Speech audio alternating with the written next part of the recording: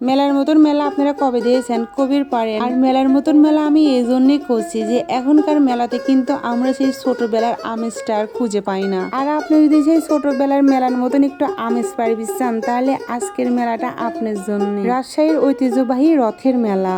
আসসালামু আলাইকুম, সবাই কেমন আছেন? ভালো আছেন? আশা করি সবাই ভালো আছেন। প্রায় 100 বছর আগে সেই পুরানো ঐতিহ্যবাহী রাজশাহী রথের মেলা। আর আমার জীবনে ফার্স্ট আমি রাজশাহী রথের মেলা দেখতে গেছিলাম সেই পাবনা। এখন কিন্তু সচরাচর এরকম মেলা দেখাই যায় না। আর এই যে এই জিনিসটা আপনারা কেউ চেনেন নাকি? চিনলে পরে অবশ্যই কমেন্ট করবেন।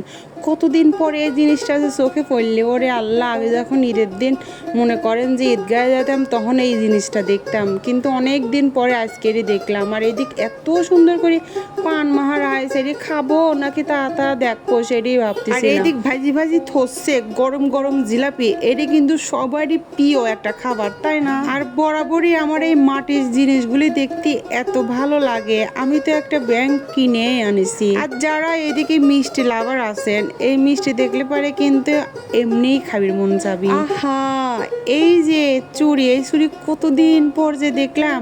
ছোটকালে তো হাত ভর্তি ভর্তি করে এই চুড়ি নিতাম। আর এই দিক সে বাসিওয়ালা বেলুন ফু দিলে পরে ভু করে ওঠে, এইটা আমি বাচ্চা মানুষের মতন ওই জায়গায় ফুলাচ্ছিলাম।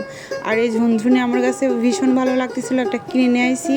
তারপরে এই যে অনেক দিন পরে আপনার হচ্ছে গা দড়ির খাট দেখলাম। এই দড়ির খাট কিন্তু অনেক পুরনো, আগের দিনের এই খাট। আর মেলাতে গাড়ি না হলে তো মেলায় মনে হয় না যে পরিপূর্ণভাবে মেলা হচ্ছে। আর এই রংধনু পান, মনে হচ্ছে না এটা একটা রংধনু, দেখতে এত সুন্দর লাগতেছিল। খাওয়া তো দূরে থাক, দেখেই শান্তি। আর মেলায় যদি খই না থাকে, মেলায় তো পুরোপূর্ণভাবে মেলাই হয় না।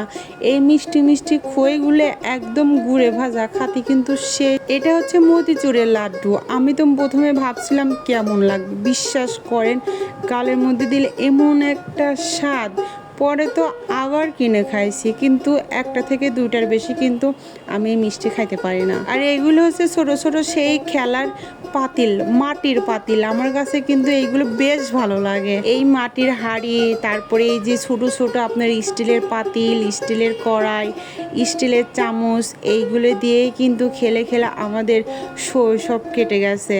ছোটকালে এই ছোট পাতিলে কত যে ভাত রান্না করে খাইছি, গাছের থেকে কলার পাতা ছিঁড়ে এনে তারপরে এই ছোট পাতিলে ভাত রান্না করে ছোট কড়াতে শাক ভাজি করে তারপরে খাইছি। আর এইদিক চাচা পাহা বানাচ্ছে আর মনে করেন বিক্রি করতেছে। আমার একটা পাহা সেই দরকার ছিল। আর এই পাহাগুলি কিন্তু দেখতে সেই সুন্দর, দামে সস্তা, মাত্র 50 টাকা করে একটা। আমি তিনখান কিনেছি। তো আমার ভিডিও আজকে এ পর্যন্তই। সবাই ভালো থাকবেন, সুস্থ থাকবেন।